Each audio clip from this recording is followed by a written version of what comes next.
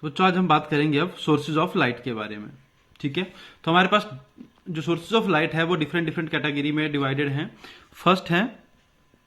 जो first sources of light है वो है luminous and non luminous sources of light. Luminous and non luminous sources of light. ठीक है, सबसे पहले बात करते हैं कि ल्यूमिनस सोर्सेज ऑफ लाइट कौन से होते हैं। तो ल्यूमिनस कौन से होते हैं? The source of light which emit their own light, जिनके पास की अपनी लाइट होती है। ठीक है, the sources of light which emit their own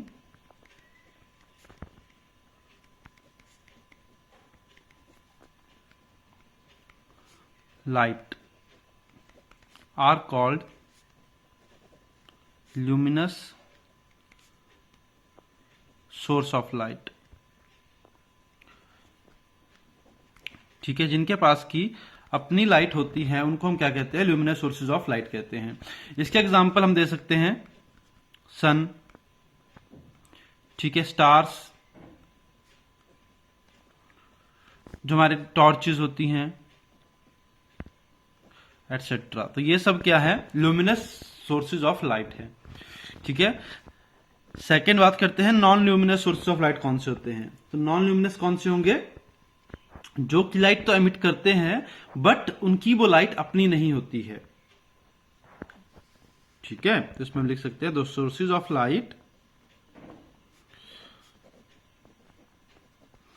which do not emit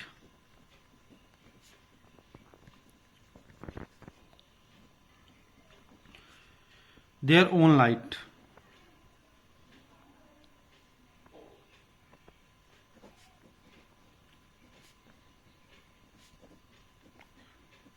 ठीक है, जिनके पास की जो कि अपनी लाइट को एमिट नहीं करते हैं, वो क्या करते हैं? जो भी लाइट उनके ऊपर इंसिडेंट होती है उसको वो रिफ्लेक्ट कर देते हैं।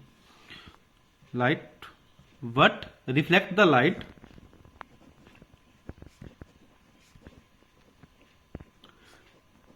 that incident upon them are called non-luminous sources of light। ठीक है, उनको हम क्या कहते हैं? नॉन ल्यूमिनस सोर्सेज कहते हैं। तो बच्चों आपने देखा होगा कि जो हमारे मिरर होते हैं उनमें से भी क्या होती है? लाइट आती है, बट वो लाइट को क्या करते हैं? रिफ्लेक्ट करते हैं। उनके पास अपनी कोई लाइट नहीं होती है। और जो मून होते हैं, प्लैनेट्स होते हैं, वो क्या करते हैं? दूसरों की लाइट से लाइट को रिफ्लेक्ट कर देते हैं।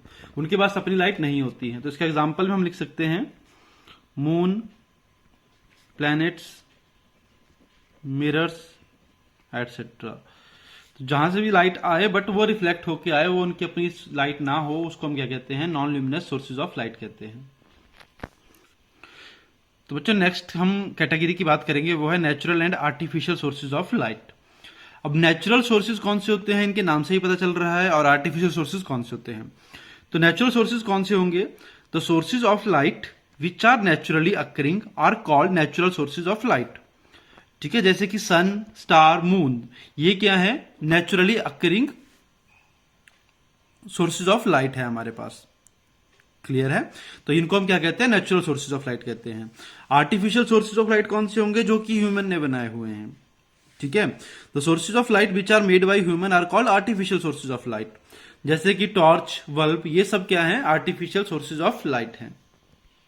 बेटा इसके बाद है point sources and extended sources, जो थर्ड कैटेगरी है। जो पॉइंट सोर्सेज होते हैं वो हमारे पास एक पॉइंट साइज सोर्स होता है। ठीक है, जैसे कि अगर पॉइंट सोर्स की बात करूं मैं तो वो इस तरह से होगा, और ये पॉइंट सोर्स जो होगा ये हर एक डायरेक्शन में लाइट को एमिट करेगा। चारों तरफ जो होगी इसमें से लाइट जो होगी वो एमिट होगी हर एक डायरेक्शन में। ठीक है, टुवर्ड द पेपर भी इसमें से लाइट एमिट हो रही होगी, और अवे फ्रॉम द पेपर भी इसमें से लाइट जो होगी वो एमिट हो रही होगी। उसको हम क्या कहेंगे? पॉइंट सोर्स कहते हैं। ठीक है, जिसका साइज क्या होता है? बहुत छोटा होता है, पॉइंट साइज्ड होते हैं, उनको हम कहते हैं पॉइंट सोर्स। और एक्सटेंडेड सोर्स कौन से होंगे? जो सोर्स हमारे पास पॉइंट सोर्स नहीं होंगे उनको हम क्या कहते हैं? एक्सटेंडेड सोर्सेज ऑफ लाइट कहते हैं। क्लियर हुआ बच्चों नेक्स्ट हमारे पास टर्म्स हैं लाइट रे एंड बीम। ठीक है, तो चलिए बात कर लेते हैं कि रे ऑफ लाइट क्या होती है। So a ray of light is a hypothetical phenomena which is used to theoretical demonstration of rectilinear propagation of light. ठीक है, तो रे ऑफ लाइट क्या है, एक हाइपोथेटिकल फिनोमिना है जिसको हम यूज करते हैं थ्योरेटिकल डेमोन्स्ट्रेशन करने के लिए कि रेक्टिलिनियर प्रोपेगेशन करती है लाइट एक। ठीक है, तो ये क्या है, इसको हम क्या कहते हैं, रे ऑफ लाइट। इस तरह से हम रे ऑफ लाइट को डिनोट करते हैं। सेकेंड है बीम ऑफ लाइट। जब इस तरह की बहुत सारी रे ऑफ लाइट को हम कलेक्ट करते हैं उसको हम क्या कहते हैं, बीम ऑफ लाइट कहते हैं। ठीक है, सो collection of light rays is called beam of light. जो एक हमारे पास रे ऑफ लाइट है इनकी जो कलेक्शन होगी उसको हम क्या कहते हैं, बीम ऑफ लाइट कहते हैं। जैसे अगर आप लोगों ने कभी टॉर्च को यूज करा होगा, अंधेरे में उसको जलाओगे तो आपको क्या दिखेगा, बहुत सारी ऐसी रेज ऑफ लाइट निकलती हुई दिखेंगी और वो आपको कैसे दिखेगी, बीम बन रही है उनकी, कलेक्शन होगी उन सबकी एक वहां पे। ठीक है, इसके बाद नेक्स्ट पॉइंट है types of beam of light. कि जो बीम ऑफ लाइट है इसके टाइप्स कितने होते हैं। ये बेसिकली 3 टाइप में हम पढ़ेंगे। पहले है पैरेलल बीम ऑफ लाइट। इसमें क्या होगा, जितनी भी हमारे पास ये रेज ऑफ लाइट हैं, ये सारी किस्में होंगी एक दूसरे के पैरेलल होंगी। सेकेंड है डाइवर्जेंट। डाइवर्जेंट में क्या होगा हमारे पास, जैसे यहां पे एक सोर्स है, ठीक है, इस सोर्स से क्या होगा, लाइट चारों तरफ को एमिट हो रही होगी, इस तरफ, इस तरह से एक पॉइंट से निकल रही है और चारों तरफ में स्कैटर्ड हो रही है एक पॉइंट से। इसको हम क्या कहते हैं, डाइवर्जेंट बीम ऑफ लाइट कहते हैं। इसके बाद जो थर्ड हमारे पास टाइप है वो है convergent beam of light. Convergent में क्या होगा कि कहीं से लाइट आ रही है और वो सारी लाइट एक सोर्स के ऊपर जाकर के मिल रही हैं इस तरह से। ठीक है, तो इन्हीं के बारे में हम पढ़ने वाले हैं, पैरेलल बीम के बारे में, डाइवर्जेंट के बारे में और कन्वर्जेंट के बारे में। ठीक है बच्चों, तो आगे चल के जब मैं सीधा बोला करूंगा कि लाइट क्या है यहाँ पे पैरेलल टू प्रिंसिपल एक्सिस, तो आपको पता होना चाहिए पैरेलल रेज ऑफ लाइट है। कन्वर्जेंट कहूंगा तो आपको पता होना चाहिए कन्वर्जेंट में क्या होता है। और डाइवर्जेंट कहूंगा कि डाइवर्जेंट रे ऑफ लाइट है, तो आपको पता होना चाहिए कि डाइवर्जेंट पे क्या होगा, एक पॉइंट सोर्स से लाइट एमिट हो रही होगी हर एक डायरेक्शन में। क्लियर हुआ। तो बच्चों इस टॉपिक से जो है अब हमारा ये मेन चैप्टर शुरू होता है, जो कि है behaviour of light at the interface of two media.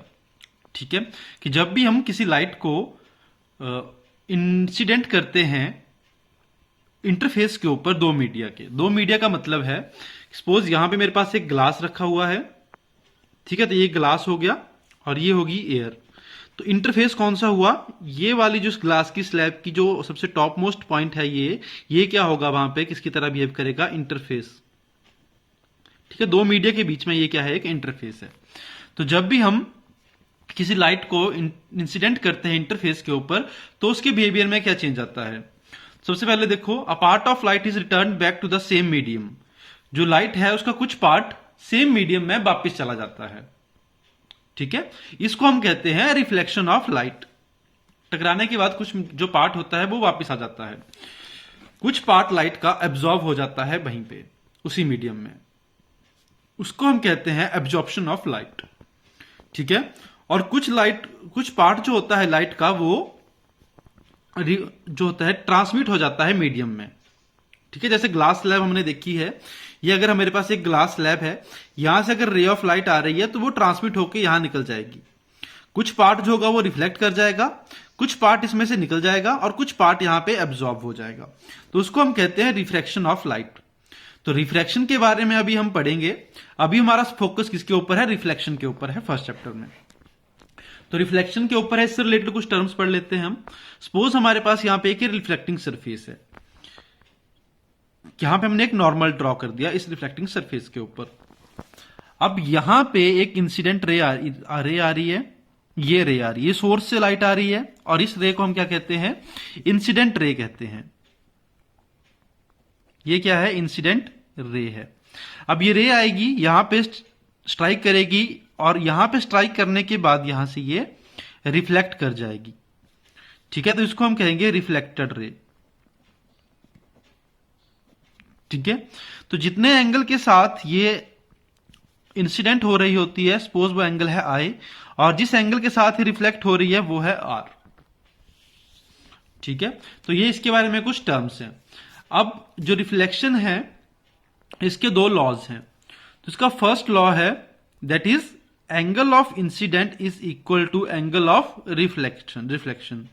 मतलब जितने एंगल के साथ ये रे इंसिडेंट होगी उतने ही एंगल के साथ ये रे रिफ्लेक्ट होगी। जैसे कि अगर ये 30 डिग्री के साथ इसके साथ 30 डिग्री बना रहा है ये एंगल, तो ये एंगल भी कितने का होगा, 30 डिग्री का ही होगा। क्लियर है, हमेशा ऐसा ही होगा जब भी रिफ्लेक्शन होगी।